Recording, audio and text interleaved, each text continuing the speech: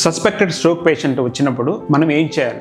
మనము హాస్పిటల్కి వెంటనే తీసుకొచ్చారంటే మనము దానికి ఐవి థ్రాంబోలైసిస్ అనే ఒక ట్రీట్మెంట్ ఉంది, అది ఇచ్చే అవకాశం ఉంటుంది. అది మనం 4.5 hours లోపల, అంటే స్ట్రోక్ వచ్చిన టైం నుంచి ఆ ఇంజెక్షన్ ఇచ్చే టైంకి 4.5 hours ఉంటుంది. సో మనం పేషెంట్ని కన్నా మీరు 3.5 hours లోపల కన్నా తీసుకురాగలిగితే దాన్ని మళ్ళీ పేషెంట్ ఎగ్జామిన్ చేసి కావాల్సిన టెస్టులు, బ్లడ్ టెస్టులు, సిటీ స్కాన్ చేసి పేషెంట్ని సెలెక్ట్ చేయాల్సి వస్తుంది. ఈ పేషెంట్కి మనము ఆ ఇంజెక్షన్ ఇస్తే ఉపయోగం ఉంటుందా లేదని ఐడెంటిఫై చేస్తాం. చూసి దాన్ని బట్టి మనం ట్రీట్మెంట్ ఇస్తాం. ఇచ్చిన వాళ్ళలో త్వరగా కోలుకుంటారు. మనం పేషెంట్ సెలెక్షన్ ఇంపార్టెంట్. అండ్ దీంట్లో మనం గుర్తుపెట్టవలసింది ఏమంటే టైం.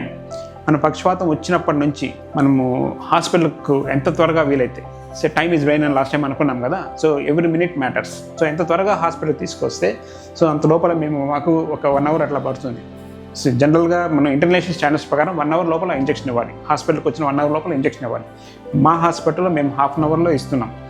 సో స్ట్రోక్ వచ్చిన పేషెంట్కి టెస్ట్లు అవి చేసి, స్కాన్, ఇన్హౌస్ సిటీ స్కాన్ చేసి, సో ఈ పేషెంట్కి మనము ఐవి థ్రాంబోలైజ్ చేస్తే ఉపయోగపడుతుందని ఐడెంటిఫై చేసినామంటే వెంటనే ఇంజెక్షన్ ఇస్తే వాళ్ళు డిశ్చార్జ్ అయ్యటానికి కానీ, but at the end of 3 months కానీ, సో ఈవెన్ వాళ్ళతో పోల్చుకుంటే వాళ్ళకు రికవరీ బాగా ఉంటుంది. So time is important. So అది గుర్తుపెట్టుకోండి.